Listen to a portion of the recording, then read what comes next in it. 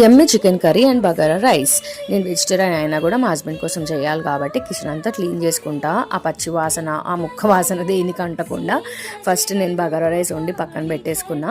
తర్వాత ఆయన ఒక్కడే కాబట్టి 1/2 కిలో చికెన్ తెచ్చుకోమంటే తెప్పించిండు. తర్వాత దాన్ని ఉప్పేసి కడిగి ఉప్పు, కారం, అల్లం వెల్లుల్లి పేస్ట్, కొంచెం చికెన్ మసాలా వేసి దాన్ని మంచిగా కలిపి పక్కన పెట్టుకుంటే మ్యారినేట్ అవుతుందని అలా చేస్తా.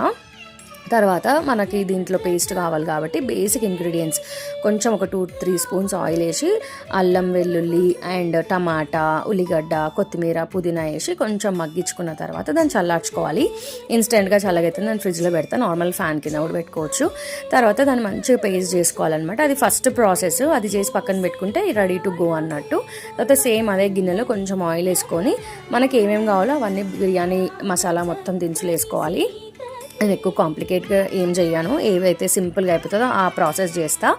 అండ్ పచ్చిమిర్చి కొంచెం వేస్తాను నేను. అండ్ అదే గిన్నెలో ఇప్పుడు ఇందాక మ్యారినేట్ చేసుకున్న ఆ చికెన్ ఒక 10 మినిట్స్ మ్యారినేట్ చేసిన అంతే. ఈ పేస్ట్ అయ్యేలోపు ఇది మ్యారినేట్ చేసేస్తా. అండ్ అది వేసేసిన. చాలామంది పేస్ట్ వేస్తారు ఫస్ట్, తర్వాత ఈ ముక్కలు వేస్తారు. నాకు ఎందుకో పచ్చి పచ్చిగా అనిపిస్తుంది, ఆ వీడియో చూస్తుంటే నాకు అనిపిస్తుంది. కొంతమంది చేస్తారు అట్లా, కానీ నేను అట్లా కాదు. ఒక 5-10 మినిట్స్ ఇట్లా ఆయిల్లో మగ్గిస్తా.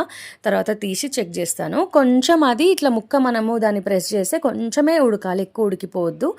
అండ్ కొంచెం ఉడికిన తర్వాత ఇందాక మనం మంచిగా పేస్ట్ చేసుకున్నాం కదా, ఆ పేస్ట్ అంతా దీంట్లో వేసేసుకోవాలి. ఈ గ్యాప్లో నేను పసుపు కూడా వేసిన ఇందాక. తర్వాత మనకి ఎంత కన్సిస్టెన్సీ కావాలో అంత గ్రేవీ. ఇప్పుడు ఎక్కువ వాటరీ కొంతమంది తింటారు, మేమైతే మీడియంగా చేస్తాం, మా ఇంట్లో వాళ్ళు అట్లే తింటారని.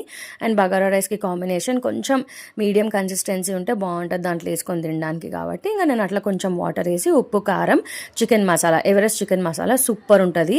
వాళ్ళని ప్రమోట్ చేయడం అని కాదు కానీ నాకు చాలా నచ్చుతుంది వాళ్ళ టేస్ట్. మా అత్తమ్మ కూడా అప్పుడప్పుడు ఇంట్లో చేస్తుంది. అండ్ ఇట్లా మనము ప్లేట్ వేసి దానిపైన వాటర్ వేసి పెడితే చిన్న సిమ్లో పెట్టి అడుగు మాడది. ఈ గ్యాప్లో నేను బ్లాక్ కాఫీ వేసేసిన అనమాట. తర్వాత తీసి చూస్తే ఇట్లా మనకి మంచిగా ఆయిల్ పైకి తేలి చెప్తుంటుంది అనమాట, curry I'm ready to be eaten అని. సో అట్లా నేను మంచిగా పైన ఆయిల్ తేలే వరకు పెట్టి 10 మినిట్స్ లాస్ట్ కొత్తిమీర వేసి కలిపేసిన అంతే. ఇక నేను ఆబ్వియస్గా మిక్స్డ్ వెజిటేబుల్ కర్రీ చేసుకున్నా. మా హస్బెండ్కి ఇంకా పిల్లలు ఒక్కొక్క పీస్ తింటారు అంతే, కాబట్టి వాళ్ళకి bagara rice and chicken curry ready to be served అంతే. చాలా సింపుల్ ప్రాసెస్ ఇది. కొంతమంది కాంప్లికేట్ చేస్తారు, నాకు అదంతా కాంప్లికేషన్స్ నచ్చవు. ఇది అంతే ఈ వ్లాగ్కి. బాయ్.